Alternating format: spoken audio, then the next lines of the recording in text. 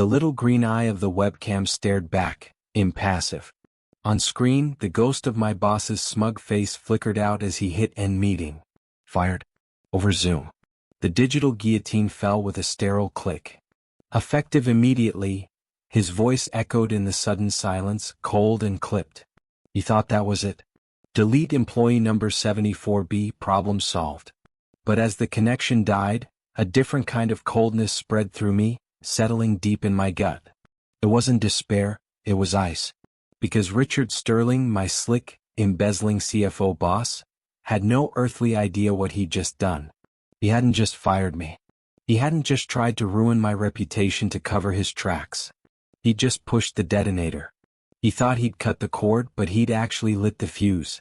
Because the proof, the beautiful, damning, career-ending proof of his $1 million scheme, was sitting right there, buried in an email he'd accidentally sent me months ago. Oh, Richard, you should have checked your CC field. You really, really should have. Your world is about to come crashing down. My name is Mark. 30-something, mortgaged, the usual anxieties, and up until about 5 minutes ago, a senior finance analyst at Sterling Tech Solutions. For 6 years, that title defined me. I wasn't one of the rockstar coders crafting the future downstairs, bathed in the glow of giant monitors and free kombucha. No, I lived in the quieter, less glamorous world of spreadsheets, budgets, and forecasts, making sure the numbers added up, that the company's financial engine ran smoothly. It sounds dry maybe, but I found real satisfaction in it. There's a certain elegance to a perfectly balanced ledger, a reassuring solidity. After scraping by for years after college, working 2 jobs just to make rent, landing this role felt like finally getting my feet firmly planted on solid ground. Sterling Tech was seen as an innovator, a success story.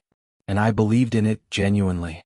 I liked my little corner of the finance department, the predictable rhythm of month-end closes, the challenge of building accurate forecasts.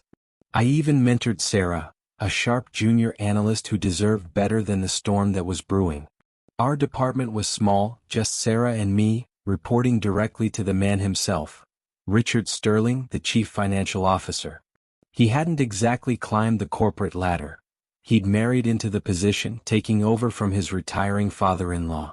A detail conveniently absent from his LinkedIn profile, but common knowledge whispered in the break room. Richard cultivated an image, sharp suits that probably cost more than my monthly mortgage payment, expensive watches, an easy charm deployed like a weapon. He could glad-hand clients and schmooze the board, but underneath the veneer, there was always something calculating, a dismissiveness in his eyes when talking to anyone he deemed unimportant. Still I tried. I put in the long hours, double-checked everything, aimed for that promotion, that next step up the ladder towards real security. I needed this job. The stability it represented was crucial. So maybe I ignored the little red flags, the slight curl of his lip when I asked clarifying questions, the way his eyes sometimes seemed too cold, too appraising. I told myself it was just executive pressure. I focused on my work, paid my bills, and cherished the illusion of stability. An illusion Richard Sterling was systematically dismantling, preparing to burn it all down with me inside. The first time I felt the ground truly shift beneath me was about 8 months before that fateful Zoom call. Richard summoned me to his office, all glass walls and ostentatious modern art. He flashed that 1,000-watt smile, the one that always set my internal alarms ringing. "Mark, my friend," he said, leaning back in his throne-like chair, the leather sighing expensively. "Got something urgent. Need your magic touch to push this through ASAP." He slid an invoice across the vast expanse of polished wood. $50,000. Payable to Global Strategic Consulting. The description? Simply Phase 1 Advisory Services. No project code. No contract reference. No statement of work. Just 50 grand for vagueness. My analyst brain screamed blue murder. "Richard," I started, keeping my tone level, professional. It's missing quite a bit of standard documentation. Do we have a master service agreement with these guys? What project is this tied to? For compliance we really need." He cut me off, the smile tightening almost imperceptibly at the corners. Impatience flickered in his eyes. Mark, he sighed like explaining simple concepts to a child. This is C-suite level strategic alignment. Very sensitive. It's approved. By me. Consider this your authorization. He tapped the invoice with a gold pen. The air thickened. This wasn't just unusual, it felt deliberately obscure. $50,000 requires a paper trail, period. I understand it's approved, Richard.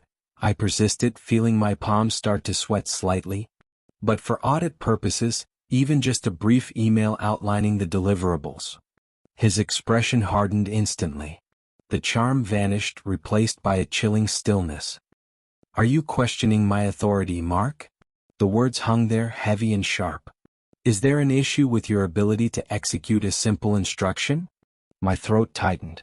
He wasn't asking, he was threatening. Pushing back further felt like stepping onto a landmine. I hated myself for it, but I folded. No, Richard. No issue. I'll process it right away. The plastic smile snapped back into place. Excellent. That's the team spirit. I retreated from his office feeling compromised, sullied. That invoice wasn't just an anomaly, it felt like a deliberate probe testing my compliance. I processed the payment as ordered, but back at my desk, I opened a secure file on my personal cloud drive, unrelated to work systems. I logged the date, the vendor, the amount, the lack of documentation, and noted, processed under direct order from our sterling verbal override of standard procedure. A knot of dread sat heavy in my stomach. This, I feared, was only the beginning. And I was right. That first dodgy invoice wasn't a one-off, it was the opening salvo. Over the following months, a steady trickle of similar payments flowed across my desk. Maybe once, sometimes twice a month. Always different, vaguely impressive-sounding vendor names: Apex Solutions International, Synergy Forward Group, Innovate Paradigm Consulting. Always substantial amounts, 30,000 here, 60,000 there. Always the same infuriating lack of detail. Always Richard leaning on me to just expedite it. Each time I tried to push back, politely but firmly citing procedure, compliance requirements, the need for an audit trail. Richard, could we get a PO number for this Apex invoice? Richard, do you have the signed SOW for Synergy Forward? His reactions escalated from mild annoyance to outright hostility masked by strained corporate politeness.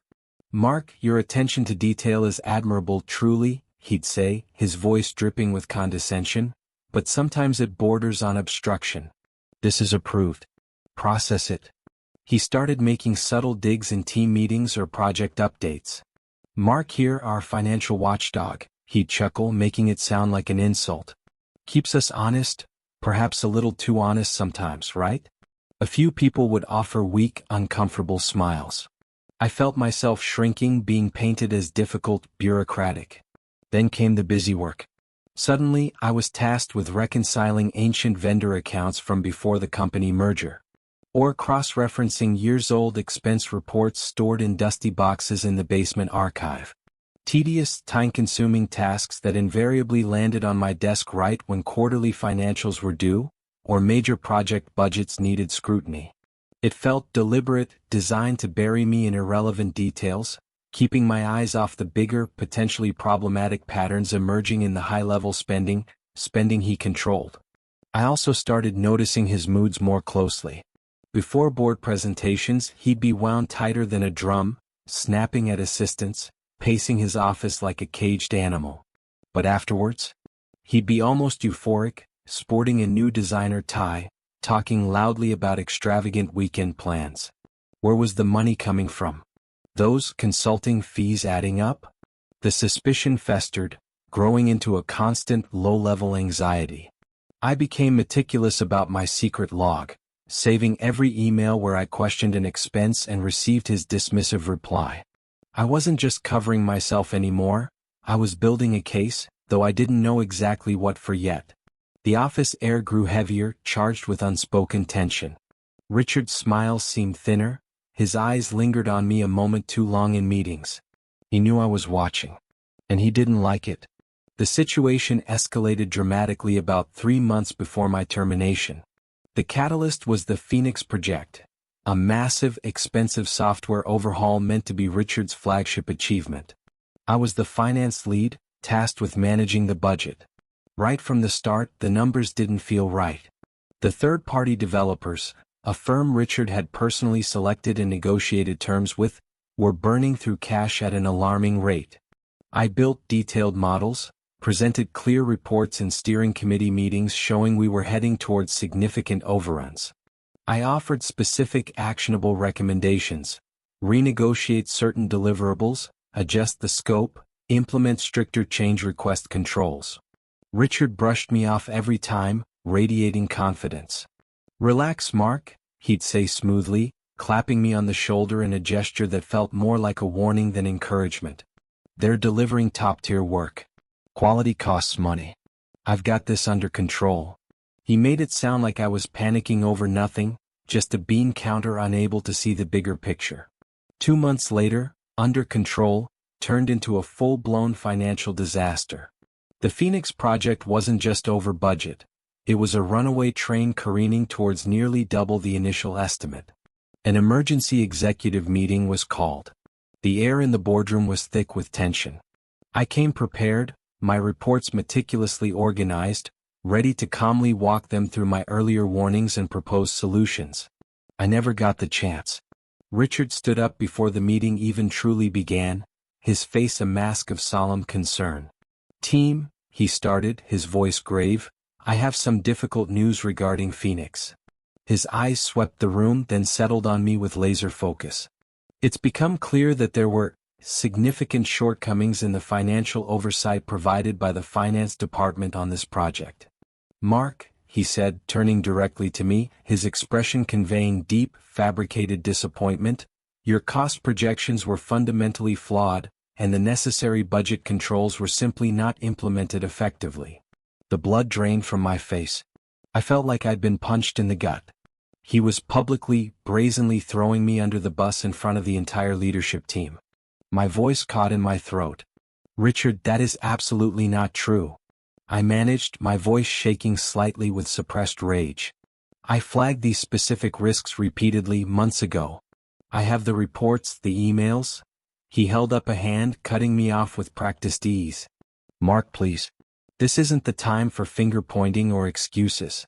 We need to focus on solutions moving forward." He then proceeded to outline his brilliant recovery plan, a plan that, infuriatingly, incorporated several of the key recommendations I had made weeks earlier, now presented as his own decisive leadership. I sat there, stunned into silence, feeling the eyes of the other executives on me, filled not with understanding, but with judgment based on Richard's lies. After that meeting, my professional world imploded. Richard froze me out completely. Critical financial meetings happened without me. Access to key forecasting systems was suddenly revoked, citing enhanced security protocols. Emails went unanswered. Project data was rerouted. It was systematic, brutal isolation. The message was clear. I was being erased. The reason became horrifyingly obvious. He wasn't just blaming me for the Phoenix disaster. He was creating a smokescreen. All those dodgy invoices, the siphoned funds.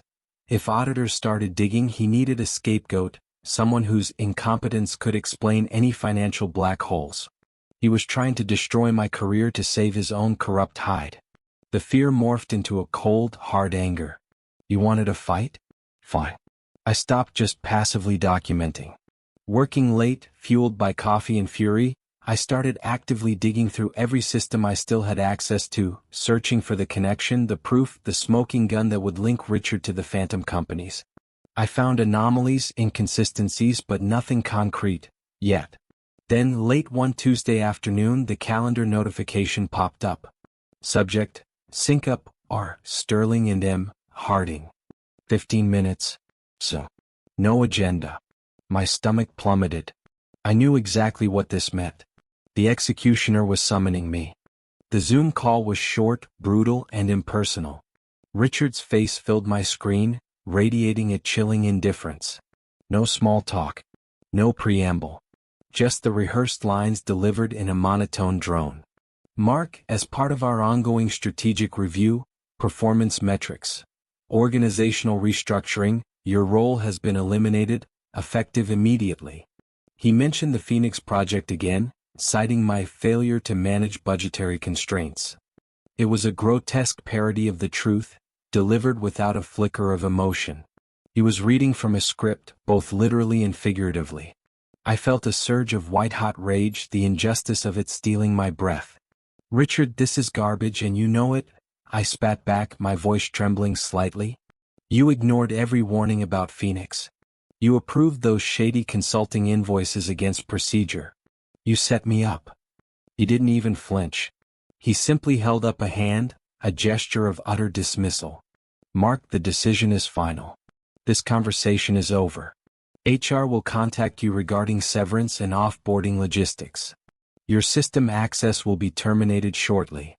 He paused, a flicker of something, triumph? Contempt? In his eyes. "We wish you well." Then click. He was gone. The screen went black. Just the hum of my laptop and the accusing green light of the webcam. Fired. Discarded. Humiliated. For a moment I just sat there, stunned, the silence pressing in. The unfairness was staggering. The sheer audacity of him. Then the numbness gave way to something else. A cold, sharp clarity. Resolve. He thought cutting my access was checkmate? He was wrong. Adrenaline surged through me. I had minutes, maybe seconds, before IT pulled the plug. My secret log was safe on my personal drive, but what else was lurking on the company servers? Emails? File archives? Driven by pure instinct, a desperate need to preserve anything that could prove my innocence or his guilt, I started frantically clicking, searching, downloading. Performance reviews, project files, email chains where I documented my concerns. Anything. My fingers flew across the keyboard. I navigated to the shared drive, looking for old project folders. And then I saw it. Tucked away in an archive folder for a defunct initiative called Project Nightingale, a name I didn't recognize.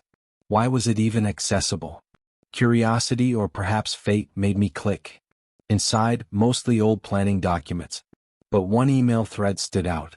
Subject: Project Nightingale funding transfer details. I opened it. It was a conversation between Richard and someone at an external financial firm I didn't know. Scrolling down through the replies, my heart stopped. There, buried deep in the chain, was an email from Richard himself, sent nearly a year ago. And listed in the CC field, clear as day, Mark Harding. Me. He must have mistyped, adding me instead of someone with a similar name. An accident. A fatal one. Because attached to that email were draft invoices, not final versions but drafts, from Global Strategic Consulting and Apex Solutions. And in the body of the email, Richard discussed, in plain language, the mechanism for routing payments through a specific holding company, a company name that jolted my memory from a half-forgotten public record search I'd done months ago. His holding company. Attached were wire instructions, account numbers, the entire damn blueprint. It wasn't just suspicion anymore. It was irrefutable proof. Shell companies, payment routing, the direct link to Richard's personal finances. He hadn't just been padding expense reports. He'd constructed a sophisticated embezzlement scheme. And his own sloppy mistake, his arrogance in assuming no one would ever look, had left the evidence lying dormant, waiting for me. The irony was almost comical. Firing me didn't silence me, it gave me the final piece of the puzzle. The rage inside me cooled, replaced by a chilling sense of purpose. Game on, Richard. The fury didn't dissipate, it transformed. It became fuel. He hadn't just fired me, he tried to obliterate my professional life to cover his crimes. He saw me as collateral damage, a pawn to be sacrificed. He fundamentally misunderstood who he was dealing with. For the next 72 hours, I barely slept. Forget emotional outbursts or angry confrontations. Richard deserved something far more devastating. A precise, undeniable corporate takedown. I locked myself away, surrounded by downloaded files, printouts, and copious amounts of coffee. The accidentally forwarded email was my Rosetta Stone. I meticulously laid out the connections. The dates and amounts on the draft invoices in that email thread perfectly matched the vague, undocumented invoices Richard had forced me to process months later.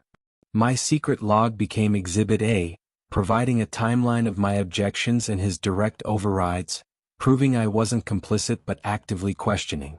Then I dove into online research. The phantom consulting firms, Global Strategic, Apex, Synergy, were ghosts. Registered addresses leading to mail drops, no websites, no operational history. Shells pure and simple.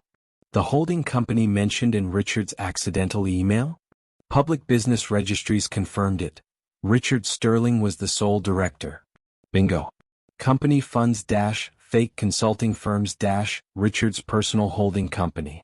Embezzlement, clear, simple, and beautifully documented. Nearly $2 million as far as I could trace. I assembled everything into a digital dossier. Clean, professional, and utterly damning. A concise cover memo summarizing the scheme and the evidence. Then the exhibits, the email thread annotated to highlight key details. Copies of the suspicious invoices. My log entries. Richard's dismissive email responses. Screenshots of the shell company registrations. Proof of Richard's ownership of the holding company. I even included excerpts from board reports where Richard had presented financial forecasts, subtly showing how the embezzled funds might have been used to mask other financial issues or inflate results. It was airtight. Delivering it required surgical precision. HR was compromised. Going to the CO felt risky. How close was he to Richard? No, this needed to go straight to the ultimate authority and simultaneously, to the people whose job it was to find exactly this kind of fraud. Using a secure, anonymous email service, I crafted a message late on Friday evening. Subject: urgent and confidential. Evidence of potential financial misconduct by CFO Richard Sterling. The email was brief, professional, stating that attached evidence indicated a significant pattern of potential embezzlement and urging an immediate, independent forensic investigation. I addressed it to every single member of the board of directors, using their official company email addresses. And for the masterstroke, I blind copied the managing partner at Sterling Tech's external auditing firm. Then, my heart pounding a steady rhythm against my ribs, I clicked send. The digital bomb was away. The silence that followed was deafening. A day passed. Then 2. 3. A full week crawled by. Nothing. No news reports. No frantic calls from former colleagues. Just silence. Doubt gnawed at me. Had the anonymous email been dismissed as spam? Had Richard's influence somehow smothered it at the board level? Did they trace it back to me? Paranoia began to set in. I jumped every time my phone buzzed. Then, 10 days after I hit send, my phone exploded. A flurry of texts from Sarah, my former junior analyst. Holy Mark. All hands meeting just called. Richard is gone. Gone? My pulse quickened. What do you mean gone? I typed back frantically. Her replies painted a picture of corporate chaos. Richard hadn't come into the office. Rumors were flying. Then an email from the CO dropped. Richard Sterling was taking an immediate and indefinite leave of absence. No explanation. Just gone. Shortly after, Sarah texted again. Suits everywhere. Upstairs. Talking to legal. Security just packed up Richard's office. The suits weren't just lawyers. They were forensic accountants from the external auditing firm I'd CC'd. Alerted by my anonymous email, the audit partner had immediately contacted the chair of the board's audit committee, as required by protocol. An emergency, off-the-record board meeting was convened over the weekend. They reviewed my dossier. The evidence was undeniable. They authorized a full, independent forensic audit, completely bypassing Richard. The auditors descended on Monday morning. It apparently didn't take them long to verify everything. The shell companies, the transfers, the link to Richard's holding company. Faced with the irrefutable proof presented by the auditors and the board, Richard's carefully constructed facade shattered. He was reportedly given a stark choice: resign immediately and quietly, or be terminated publicly amidst a massive scandal and immediate legal action. He chose to vanish, hoping to contain the fallout. But the board, incandescent with rage at the betrayal and the scale of the fraud, wasn't interested in sweeping it under the rug. The beast was out of the cage. The official announcement came a few days later, wrapped in careful corporate speak but devastating nonetheless. Sterling Tech confirmed the departure of Richard Sterling following an internal investigation that uncovered significant financial irregularities and breaches of fiduciary duty. They announced legal action was underway. Richard, the man who fired me over Zoom with cold indifference, was now facing a barrage of charges. Embezzlement, wire fraud, money laundering. His assets were frozen. His reputation, built on lies and stolen money, was instantly incinerated. He became a cautionary tale whispered in boardrooms across the city. I never confronted him directly. I didn't need to. The evidence spoke far louder, far more effectively, than any angry words I could have mustered. Reading the press releases, hearing the hushed, shocked updates from former colleagues about the millions he'd stolen. That was the confrontation. That was the payoff. Precise. Clinical. Complete. Justice delivered via secure email. In the wake of Richard's implosion, Sterling Tech scrambled to control the damage.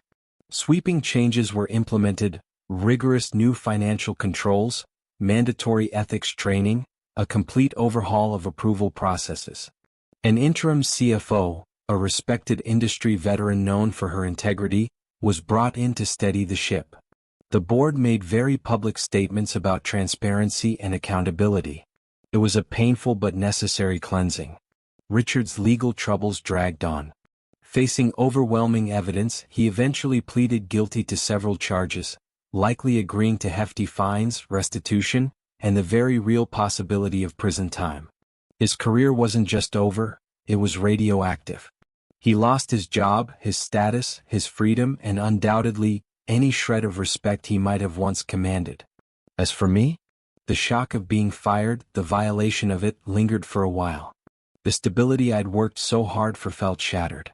But beneath the anxiety, a different feeling grew: relief. Vindication. It wasn't just about revenge, though the satisfaction of seeing Richard face consequences was undeniable, visceral. It was about restoring balance, about ensuring that such blatant abuse of power didn't go unpunished. I took my severance, ironically signed off by Richard just before his world collapsed, and gave myself time. Time to breathe, to process. I realized just how toxic that environment had become, how Richard's arrogance had poisoned the well long before he tried to frame me. When I started looking for work again, my priorities had shifted.